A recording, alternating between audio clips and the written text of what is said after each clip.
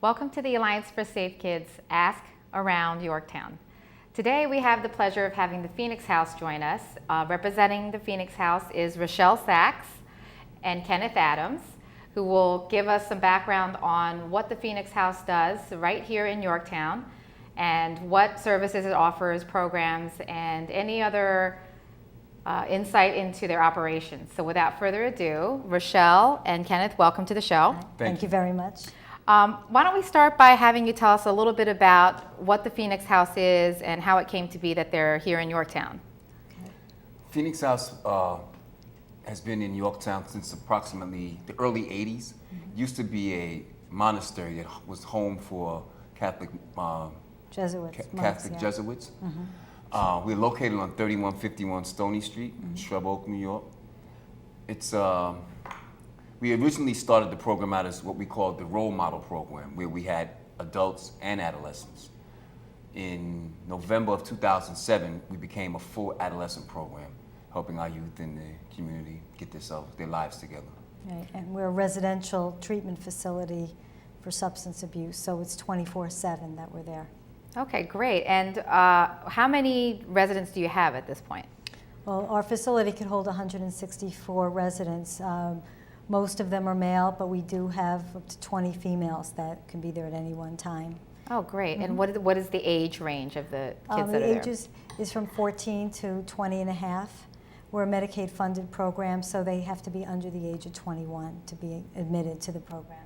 Okay, great. And now the Phoenix House is not just local to Yorktown, it is a nationwide organization, is that correct? Right. We have facilities in Florida, California, Texas. We also have facilities in Maine, Long Island, Brooklyn, and Queens. Wow, really all over. We're all over. And everybody follows a similar structured program, I would imagine? Right.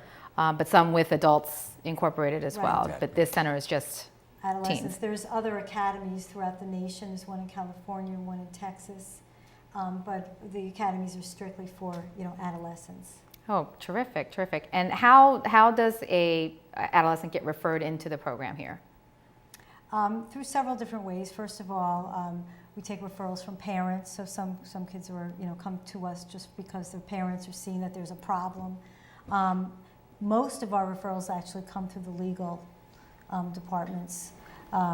We have programs like TASK or certain drug programs that will send the resident here as opposed to incarceration. So this is an alternative because they're a teenager. So the intention is that they get their lives together, go to school, get a degree, get on the right foot so that they don't follow a life of crime. Mm-hmm.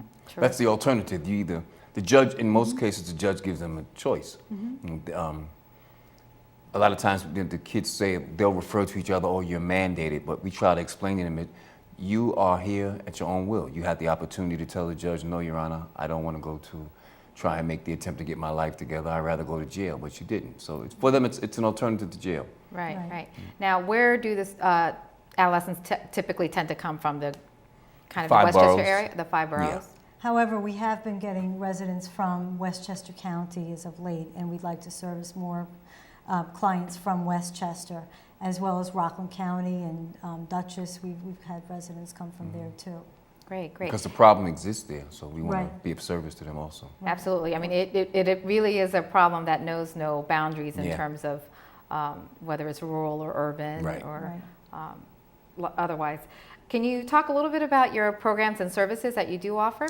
Well, actually, we brought a DVD with us today, which I think speaks for itself because it really shows and depicts what we have to offer over there. So if you want to roll it, that would be great.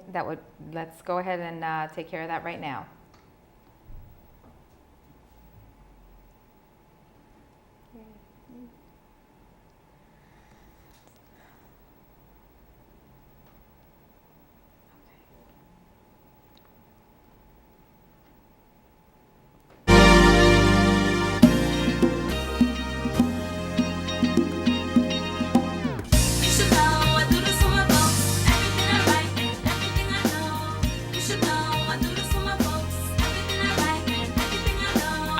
My people, pen work is lethal, and of course, I'm my brother's keeper. I let my friends know I'm by his side. Even if the game go wrong, and even if it's right, I'm always here, man. You know right from wrong, stick to the plan. That Phoenix flow, you should listen. Never look back, I'm 10 steps ahead of them. I look up, rest in peace to my fellow men. I don't wanna have to kick in the door for success, I hope they let them in. Cause I know life is like a game of chess, the game long, gotta get it the best. Take a loss, start all over. Shuffle the deck, ain't nothing better than love and respect. You should know I do this for my folks. Everything I write, everything I know. You should know I do this for my folks. Everything I write, everything I know. This is good music, something for the soul, physically, mentally, spiritually. I'm in a state of mind, it's all about the dollar signs. Sick of being broke, well, school is the medicine. Knowledge is a weapon, success is a blessing. Listen, scrap, I'm in with no plan, praying to fail. Everybody want me in the bottom of hell, rotting in jail. Nope, that ain't me, that ain't I. School of hard knocks, I'ma reach the top. I was born to lose, though to win. Never give up, always try again. It is what it is, this is good music. You should know I do this for my folks. Everything I write, everything I know. You should know I do this for my folks. Everything I write, everything I know. You should know this by now. Yeah, I'm here, I'ma shut it all down. Thought I couldn't make it, but mama, I aced it. Now I'm on top and I ain't gon' stop. Now I'm in a better situation, getting education. Expecting me to fail, but I ain't so frail. Look up and repeat it, say this one line. The sky is the limit in this lifetime. You should know I do this for my folks. Everything I write, everything I know. You should know I do this for my folks. Everything I write, everything I know. Life's a gamble, check the dice wisely. Sometimes I wanna hide and hope no one will ever find me. Easy to get in trouble, but it's hard to get out. The way you went about your actions, it makes you wanna shout.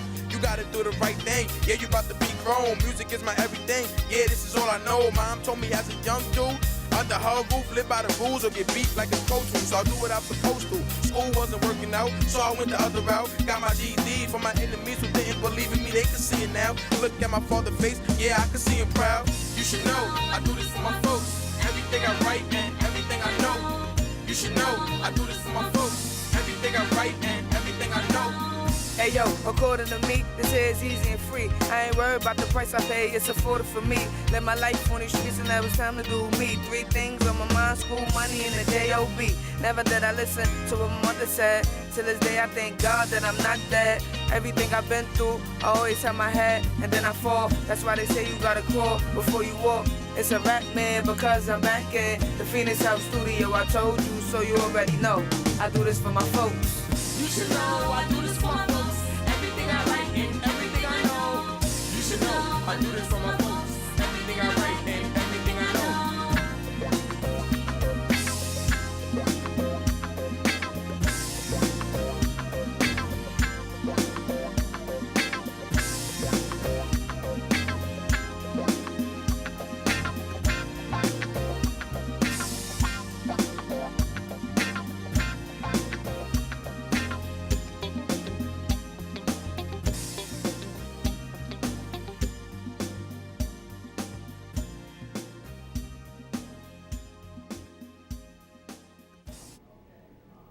That was terrific. It's pretty comprehensive in terms of giving an illustration of what goes on throughout the day. Can you give us a sense for what a typical student's day looks like from the time they get up to the end? Well, our days are structured. Wake up at 6 a.m. Everybody's responsible for making up their bed, a floor assignment, a room assignment. The next step is morning meeting. Morning meeting is a TC term, and our mission there is to everybody needs to start their day off with good feelings. So there are the papers are read, horoscopes, birthdays are shouted out, people that may have celebrate time in the program. From that place, they go to a follow-up on their room again, and then they go to school. School's from 8:30 a.m. until 3 p.m. Mm-hmm. After school, there's personal needs time where they do laundry, write letters, do homework. 2 days out of the week, I believe, 2 or 3 days out of the week, there's also after school. Mm-hmm. So depending on where you're at educationally, you might need to attend after school. Additional help. Right. Oh, okay. Classes. There are Mondays and Wednesdays are seminar nights. Mm-hmm. So there are seminars in the evening. Tuesday and Thursdays are group nights. We offer specialized groups, anger management, relapse prevention, emotional cartography, seeking safety. Snacks in the evening. car fare, medication, and they're off the floor at 9:30. All of the residents receive 2 individual sessions per week. One is by their individual counselor, and one is by their community support specialist, and that's the person that's been designated to start the discharge planning process, which begins when they first are admitted to the program. So they have to attend those sessions along with 2 groups a week, and that's just part of their clinical functions that they attend. That's terrific. Now, in terms of those sessions, are the majority of the kids that are there for similar reasons? So in other words, are they grouped according to whatever the offense was? No, a majority are there for smoking marijuana, truancy, not following mom or dad's rules, not doing well in school, for some not even attending school. So they all have a lot in common. I mean, it's different as they may think they are when they get there. You know, oh, I'm not like this kid, or I'm not like them. I don't have that problem. They feel that I only smoke a little weed.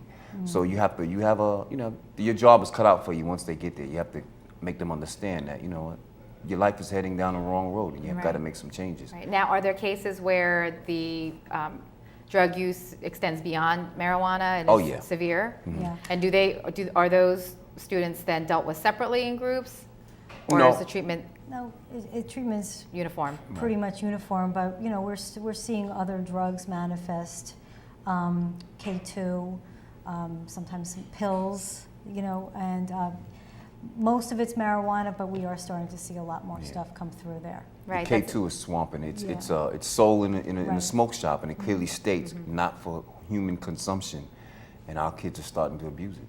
That's interesting. And you mentioned the pills as well. I mean, that's a Oxycontin. nationwide phenomenon in terms of the Painkillers, proliferation. Xanax, all kind of stuff. Right. Can you talk a little bit more about the K2? Some of our audience may not be aware of exactly what that is and how it's used.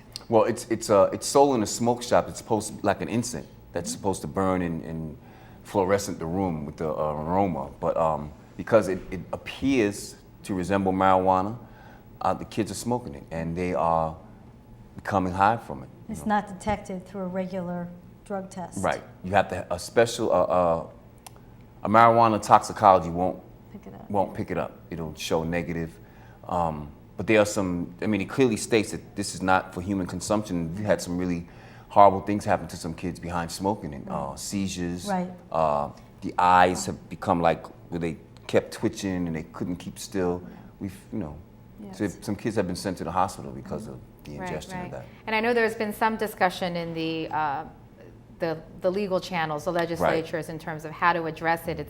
It's always a little bit difficult to keep in step with the constantly changing landscape. Well, most of our referrals are clear to the client that even though it's sold in the store and it's legal, you're in a drug program, and if you ingest it, they can be violated or sent back to do their jail time instead of completing the program. Right. We have to maintain constant contact. We have a legal team that sends progress reports to the courts and to the judges and lets them know how they're doing. So if they start smoking K2 or spice, as it's also referred to, that's going to definitely go in their progress letter, or may entail a phone call, and it's where they speak to their lawyers or judges, things like that. Now, the kids are in the facility day and night, obviously. Do they have family contact? Oh, and yeah. how does that built into We the have program? a family process group which takes place every 2 weeks, where the families of certain kids, clients whose parents have come together with our staff to, we do a parent education session. They learn about the program, they learn about the family process group, and they meet every other Sunday as a group, the families and the clients, along with one of our therapists. It's a great thing. And how long is a typical stay? Typical stay is anywhere from 3 to 9 months, depending. It's really individualized. I mean, we're starting to see some residents come in with much shorter stays, but typically it's been about 6 to 9 months. And how do you often, is your experience that you often see the kids come back, or is it once their term is up, they've kind of...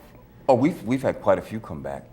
Some they go right back, back to the neighborhood. They haven't decided that they want to just stay consistent with doing the right thing. So some fall short and they come back. Sometimes it's harder out there than it is in the facility. They might do a really good job. We have a level system, so it's based on rewards, and you do better, you get more. So they'll aspire to be the top rank, which is an eagle, and that entitles you to the most stuff, you know. But then they might go home on a weekend, because we do allow home visits, and they might fall back on old habits and then have to go back to be a sparrow, Yeah. you know, Right, which right, is the right. first level when they first get in. Right. Now, how does the system treat that? Because obviously if they're coming back in, they're being referred into the program at some level legally again. Is there kind of a limitation as to how many times they can come back, or? No, it depends on the referral you have, the judge you're in front of. I mean, we have dealt with some judges who have had enough with the excuses of why they keep relapsing, and Right. as much as we may want to help them, the judge might say, you know what, you've done, I think, the best you can. I want to remand the client and have them do their jail time. But we always fight to at least give them another chance, give us another chance with them. Or we might choose to transfer them to an adult facility. If they've been with us before and they have their high school diploma and they're over 18, then they could go to an adult facility where they're not, you know, an adolescent, so to speak, anymore. They Right. are with adults, and they might act a little bit more mature up there. You know? Right, interesting, interesting. And I noticed in the video that there were a lot of interesting activities going on Oh, in the yeah. background, ranging from what looked like a music studio, Yeah. a lot of arts, a lot of athletics. Can you talk a little bit about how that fits into the model? Well, sure. Recreation is a big part of the program. We have a full-size weight room, and they have intramural basketball, football, baseball. So we really try to keep them busy and energized. State-of-the-art gym, Right, right. the mountain bikes. You know, And they we take a do lot of trips too, through the school especially, but also during the summer months, the kids go to the pool, they go to Great Adventure. Adventure. During the year, they go to Carnegie Hall, Lincoln Center. They see more shows than I do typically, you know. Yeah. They Right. really have a great array so that they can see that there's something else out there other than the world that they might have come from, you know. And Right, right. hopefully get them to want to be part of that instead of just what they've grown used to. you Right, know. and would you say that that's the premise, the underlying premise of the model, the program model, just to kind of have them live the life that could Yeah. be, so to Yeah. speak? Because they enjoy the shows, especially Broadway. They get to go to Carnegie Hall 3 times a year. We do that, yeah. The spring concert, and you just hear them express how they've never experienced something like that and how they never thought they'd enjoy it so much. Right. And the music studio, which is something that they really enjoy, they get to, you know, sing, they get to make videos, so it's behind the scenes stuff as well as the musical piece. And some of them sing really quite well, and they've applied for, you know, contests and things like that. Oh, that's great. Now, Yeah. do they get training on the equipment at the? Yeah. Yes. Oh, that's terrific. We have a music director. Right, and that's also based on if they're doing well in the program. So if Right. they're not doing well, Everything is they don't earning get and to go to the deserving. studio. Right, right. Earning and deserving. Right. And what you mentioned the levels. There was the sparrow and the eagle. How many levels do they ascend through? Right. There's, 4. Right. The hawk is the second level, and the third level is the falcon. But I didn't mention when they first come in, then we consider them an egg. 'Cause they're not even a sparrow at that point. They're pre-sparrow. They come in with saggy pants and, you know, used to smoking cigarettes and all Right. that kind of stuff. Right. Now, I imagine the distinction is privileges in terms of access to activities, or is there Right. anything else beyond that? For instance, are the trips limited to? Okay, great. For those who are doing the right thing. Right. Well in Right. school. So it's things all like that. incentive based. Right. Yes, it is. And then how does the school component work? Because for those that are not in there for the full school year, do they transition then back into their? Right. They'll Normal either go back to school. their normal high school, or they might go to an alternative high school. Everybody's case is different. Right. There's a school transition, a parent coordinator that works with the schools, works with the parents to help set them up when they go back home. to Great, be in and the so they don't workplace. lose any time in terms of working towards Right. their diploma, which is Right.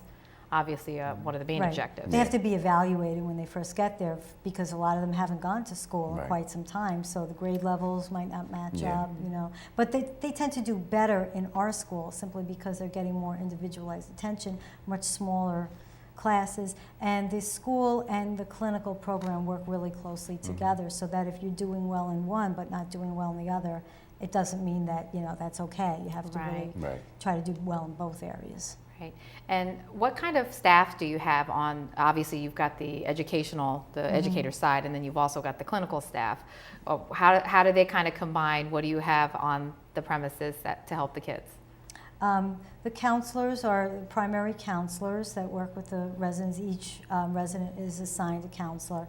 And then we have the community support specialists who work on the more discharge planning side. You know, is there housing in place? Where they're going to be referred to after they leave? Oh, okay. What outpatient programs, things like that.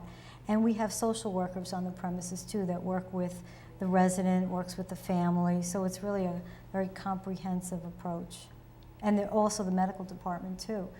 Everybody is seen when they first come in by the medical department, given dental services. So Oh, it's a really whole is the array. entire, yes, the whole medical, gamut. Yes. And it's very self-contained. Everything you need is kind of. We have an Right. educational component, a vocational component, co-op tech, which you saw on the film, gives them some experience in carpentry and maintenance. Right, that's building. terrific. Now, at any point are the kids interacting with the outside community? Well, we are trying to get our residents to be more aware that there is a community out there and that they're part of it, and to have them give back. So we actually participated in Yorktown's Battle of Yorktown, the litter pickup day, Yes.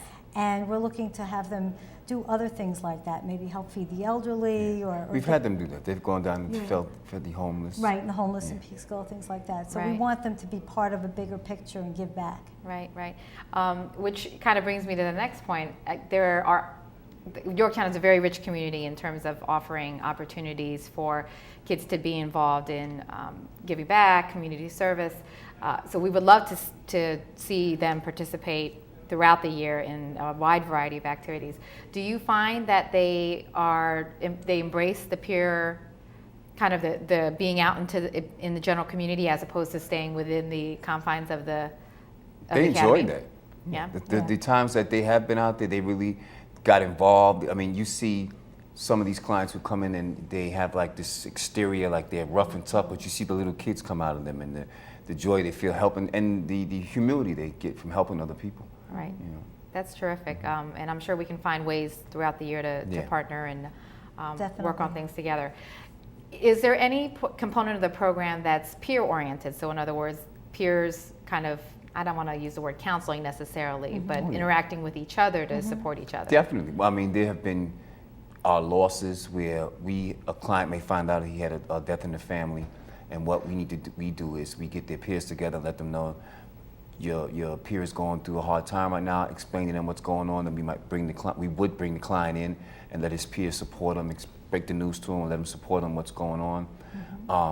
The older members try to, when you see the younger member coming into the program that's going down the wrong road, Right. you know, we use the peers to listen. You guys, we need to have a group with him and Right. help him get on track. And they're supposed to be given a big brother, a big sister, so that somebody who has a little bit more time in the program can work with them and be kind of more of a support.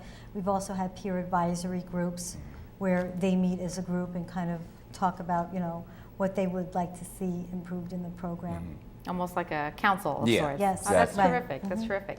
They plan parties and all that for Oh, that's the great. facility. Now, in terms of switching gears a little bit on the parental side, you did mention that there are some family educational meetings that Yeah. occur on a regular basis. What advice do you have for parents? What is it that you tell them in these workshops that might be helpful to some of our viewers in terms of addressing situations, for instance, truancy, as you mentioned, or just behavioral? I think you need to stay on top of your kids, teach them about drugs, be open and honest, find some information to let them see the damage that drug use can do to them. Pay attention to who your children hang out with. You know, not only just the kids, but know the kids that your children hang out with. Know their families, meet their parents, and stay on top of them. You know, I mean, you got to keep a grip. Unfortunately, some of our kids come from broken homes themselves, so they really can't rely on the parent to be a source Right. of advice to them. And so we look for somebody else in the family or somebody else in the community that might be more of a role model to that individual, as opposed to the family. Sometimes their own parents are incarcerated or dealing with their own substance abuse problems. Right, right. And is there any signs that you tell parents to look for in terms of if you see these things, call us immediately to help, or is it really kind of instinct based, if you will, for the parents, especially once the kids kind of move back in and resume their normal life? The parents that we do engage with their clients, they let us know. They call us and say, he came home this weekend or she came home this weekend and I'm seeing the same behavior, or she came home this weekend and was really good. I mean, she cleaned the room or he cleaned his room. You hear the stories vary, but they definitely let you know what they're seeing. Right. Now, do you see a correlation in terms of the level of involvement with the parents in a manner that you just described, as opposed to ones that are kind of a little bit more hands-off?